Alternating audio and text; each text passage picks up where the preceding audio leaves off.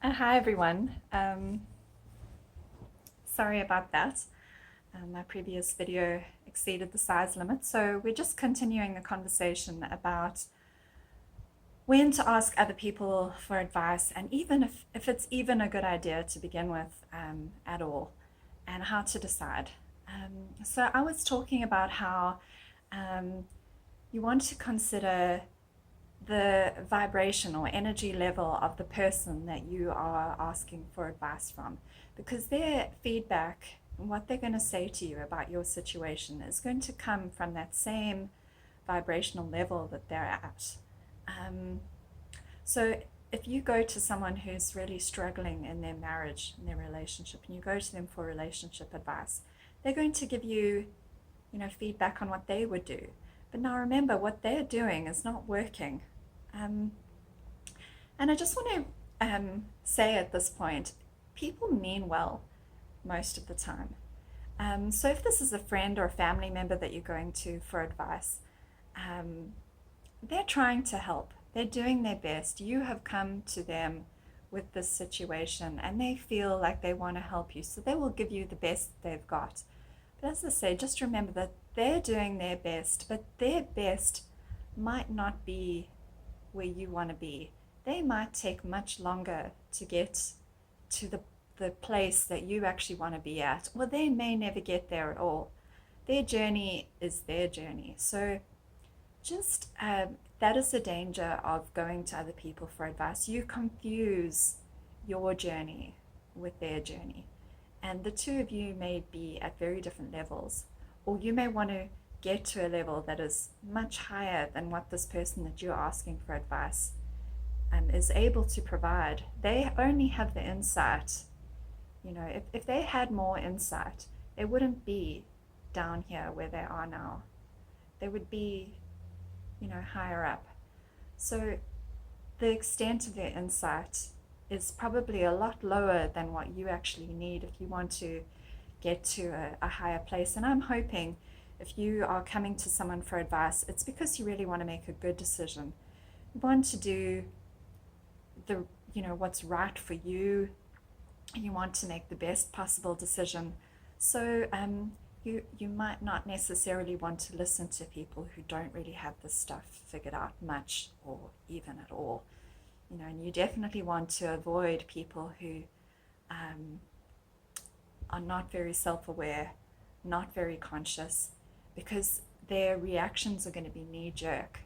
They're going to say the first thing that comes into their mind, and it's going to be driven by fear and insecurity and a lot of, even resentment, things that didn't work out in their lives. People who are functioning at a low level are not even aware of the extent to which they are influenced by, deeper emotions that they haven't processed yet. So the advice that they give you is going to be coming from that place, and you really want to be wary of that. But what I was saying is, people are doing their best when they give you their advice. They're giving you the best that they've got. It's just that unfortunately, most people don't even realize how much their thoughts and their behaviors are driven by unconscious fears and insecurities and undealt with problems and issues.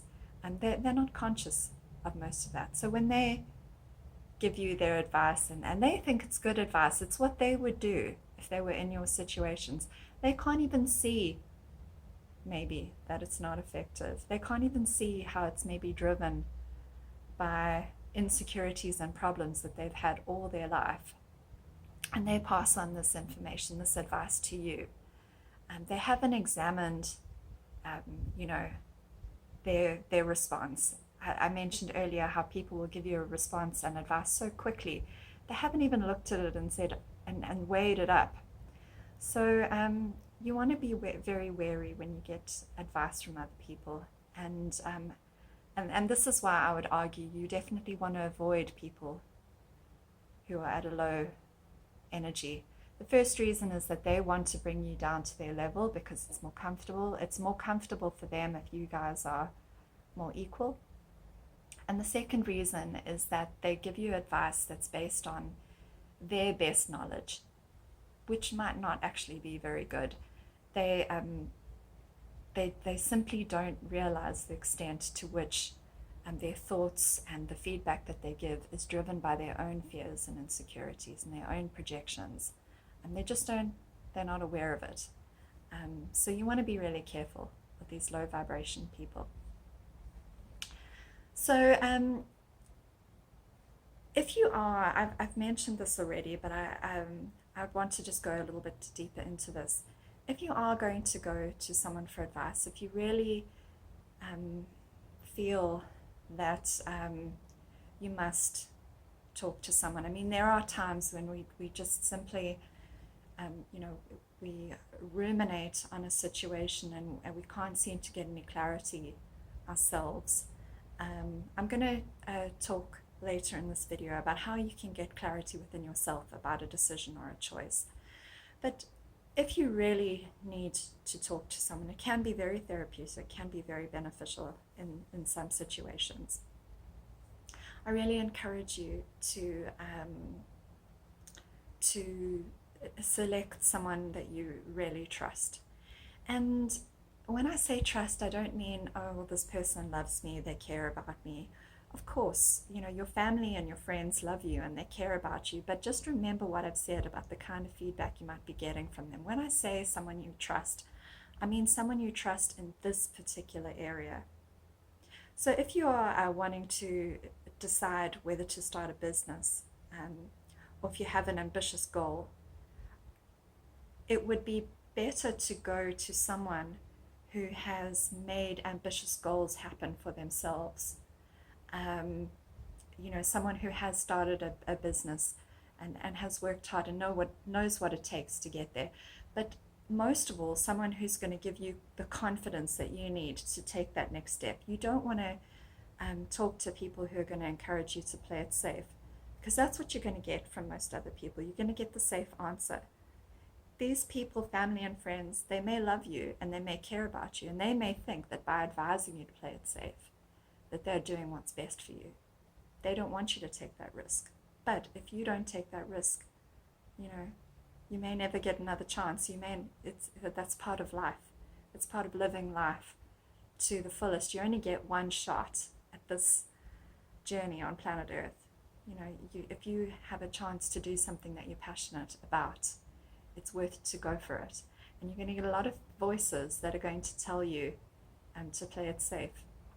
So even if people love you and care about you, they may often encourage you to play it safe, and you want to possibly avoid going to them for feedback. I would encourage you to go to someone who's been through that journey before, someone who's done it, someone who's achieved that goal and maybe had to overcome challenges and obstacles to get there. Maybe they had to take a few risks and break out on their own. That's and someone who has succeeded and knows what it takes to succeed. That's who you want to go for advice about a goal or a business that you want to start. You don't want to go to people who played it safe their whole lives, okay? Because this person is actually going to have something to teach you, and they're going to be able to give you the confidence that you need to do what it takes, because you can do anything you set your mind to, but you need the right information and the right advice, and you need confidence to see it through. You might not get that from these people who have never done that. They've always just played it safe and not taken any real risks. Okay, so the same goes for relationship advice. If you must talk to someone, if you must confide in someone and get perspective, I encourage you to go to someone who has a relationship that you admire, someone who has also perhaps overcome the same issues in their relationship. You want to look at, what is this problem that I'm going through? Where do I want to be? Then see if you can find someone who's been through that same situation and come out on the other side. And what did they do to get there? Because that person is going to have something valuable to teach you. And they're going to give you a much more informed and aware perspective than someone who has perhaps just run from that situation. Someone who the first sign of a problem or an issue in a relationship is just out the door, or picks a fight with their partner, or it just can't make a relationship work, that's not the type of person you want to go to.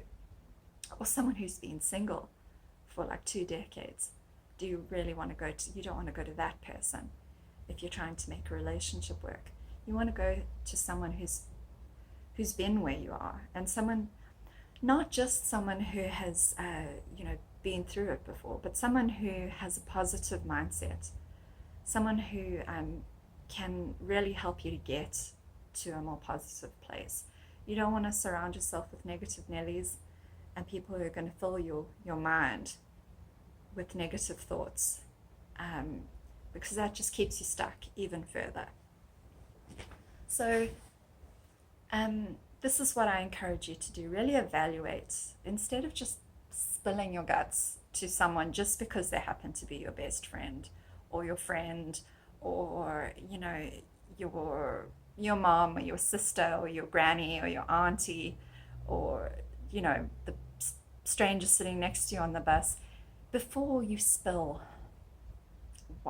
your guts about a particular situation, about something you might be struggling with and thinking about a lot and not quite sure how to handle, really evaluate the person you're talking to. And there's really a strong case to be made, I think, for not talking to people whose feedback and input is not actually going to benefit you. So now I want to get on to the next part of this conversation, which is something I feel very passionately about, and that is keeping your own counsel about a situation, what that involves, and why you may want to strongly consider it. So, as I said earlier, we live in an age of social media. Privacy seems to be a thing of the past for many people. But this is a choice that we've made, for many people. They've just chosen to relinquish their privacy in so many ways. They share everything on social media. They share everything with their friends and family. Everything is just out in the public domain. Nothing is kept just for yourself anymore. And I really want to make a strong case for, until you've reached resolution about something, or until you're in a really strong positive place about something. And as I say, in the meantime, if you want to talk to people who you consider to be really positive mentors, you can do that. But I think there's also a lot to be said for sitting with a particular situation within yourself and seeking your own counsel. And there's a couple of reasons why I say this. The first is, we're all unique beings put on this planet, and each one of us has a unique journey on planet Earth, a unique path, and we've made in unique ways. And no two people's journeys are going to be the same. So even if you do find that one wonderful mentor who has so much valuable perspective and advice to give you, their journey is not going to be exactly the same as yours. You're still going to have to make that decision and weigh it up for yourself. You can't follow someone else's blueprint for their life and use it as your own, because your journey is not the same as theirs, and you are not the same person as they are. But you know who does know what's right for you? Almost all the time. And that is your own heart, your own intuition. This is what we've been given as human beings, to help us know the right thing to do. So I'll make a separate video about tuning into your own heart and intuition. But there is more value in going inside and seeing what your own heart is saying, and seeking its voice, than there is in seeking the voices of other people who are going to say things often that have absolutely nothing to do with what you're really going through. They often have no idea. Your experience is unique. Only you can tell what you are really thinking about something, what you are really feeling. Only you know what's best for you. Only your own heart and what's inside you knows the right decision for you. Other people are going to be using their own experiences as a guide. They can only guess, and it's not a very good guess at that most of the time.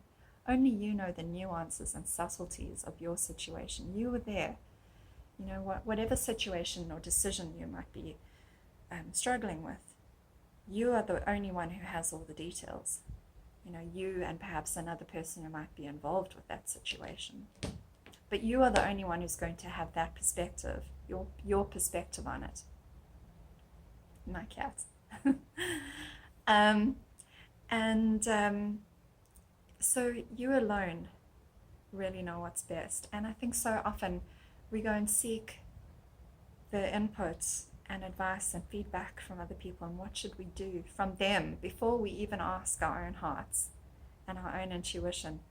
And I think part of the reason for this is that so many people are out of touch with their hearts and their intuition. They don't even know how to listen to its voice.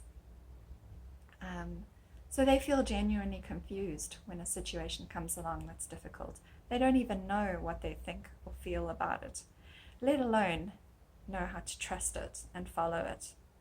And this is why I think it's really beneficial, before you go out shopping your situation around and spilling all the details to everyone else, take some time to really get to know what your own heart is saying about it first. As I say, most people will talk about their situation to everyone else before they've even figured out what their own heart feels.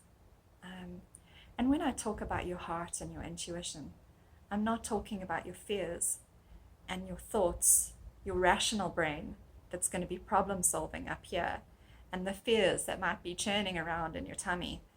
You know, I'm talking about your heart. You know, what does your heart of hearts, your deepest intuition say?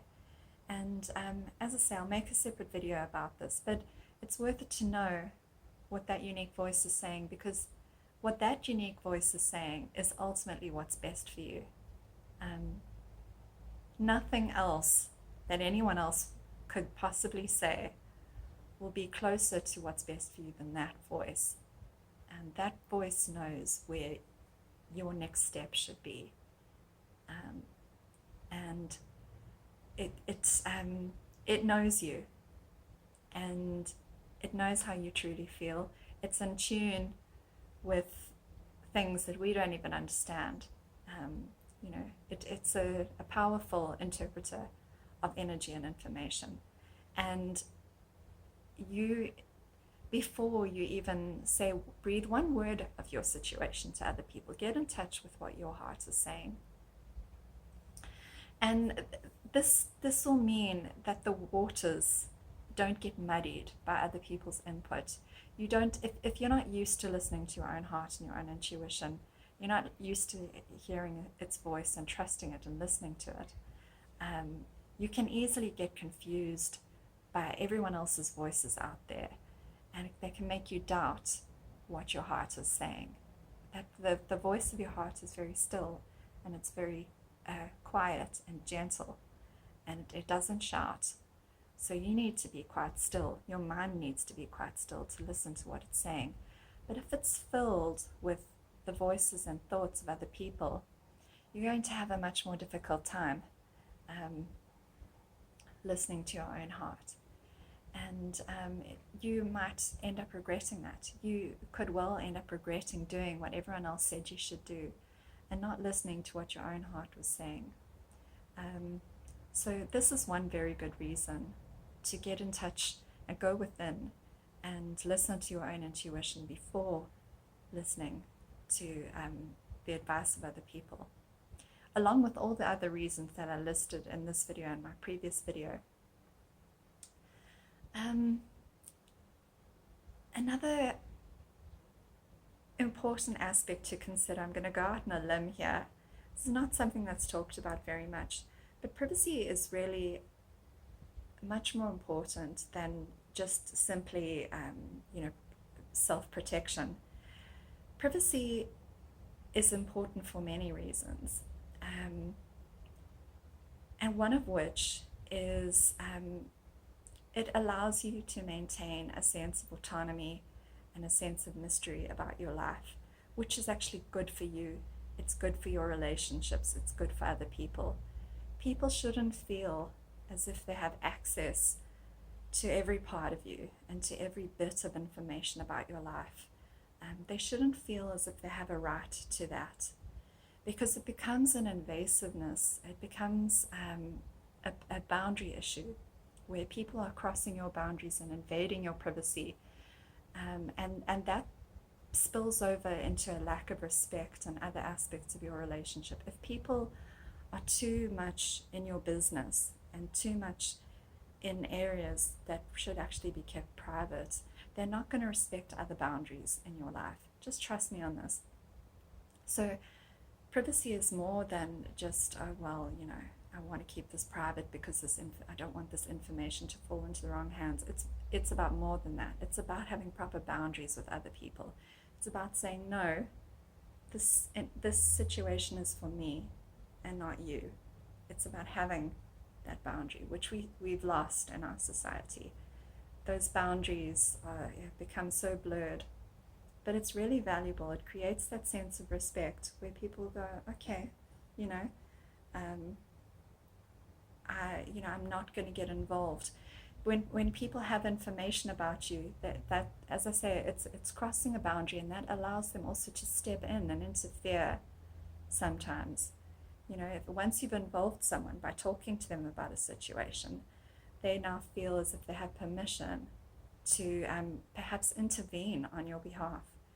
You won't believe how often people feel that because they have information that they are now a party to your situation, that they're involved now somehow, and they might even take steps on your behalf, and it becomes a violation of a boundary. And it becomes so much harder to put that genie back in the bottle once it's out there. So I encourage you to keep a bit of privacy about your personal situations. Really carefully weigh up who you're talking to and what you're sharing with them and who you're asking for advice, and if it's something you should even be asking for advice in the first place. When it comes to your romantic relationships, and decisions which really should be yours and yours alone, they're private, I encourage you to really sit with them yourself for as long as you can and see if you can't come up with the decisions on your own, rather than involving everyone around you.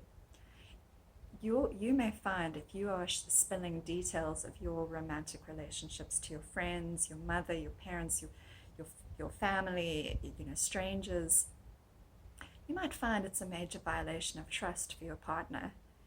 Your partner may have thought that issue was actually very private and may feel really uncomfortable that you've gone and shared it with other people. So you're not only violating your own privacy, but you're violating your partner's privacy as well. You need to really establish what the boundaries are in your relationship as far as information goes, because cheating is not the only boundary violation you can have in a relationship. Sharing private information with other people can also be a boundary violation in your relationship. I encourage you to try and work out issues with your partner first, and perhaps if you really need help, with a trusted advisor, such as a trusted coach, a really skilled therapist or coach can help you to navigate issues much better than your friends and family can if you really need outside intervention. But I encourage you to look for your own answers inside yourself first of all, and maintain a bit of mystery with third parties in your life. They will respect you more, I can guarantee it. Just try it with other people. If you are a bit reticent about information, you don't just spill everything. You don't immediately indulge other people's right, their feeling that they have a right to know, or your private business.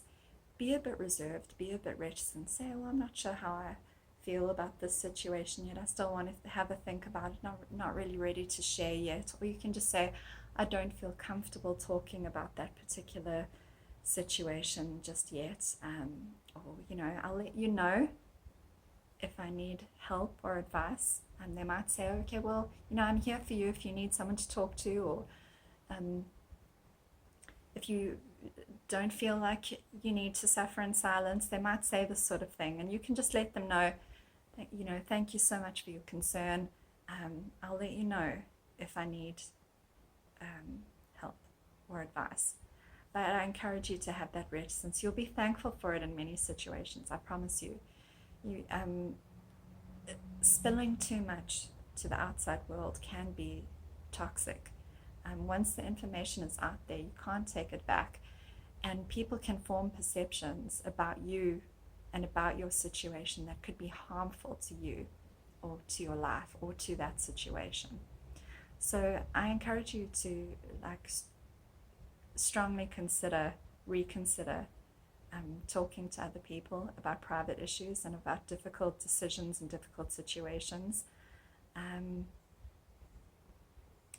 until you know what your own heart wants, until you have the confidence to say, this is what I've decided, and you are not going to let other people talk you out of what is actually best for you. There's a difference between asking another person to make the decision for you and simply asking for input. It's fine to ask other people for their thoughts if you feel confident that you can really handle what they might say.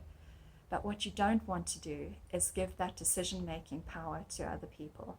And you definitely don't want to put information in their hands that they could misread and misunderstand and use the wrong way, because that can actually hurt you and your relationships and your situations in the long run. So I hope that these videos have helped you to know how to make a decision about who to confide in and when, and if you should even confide in anyone at all.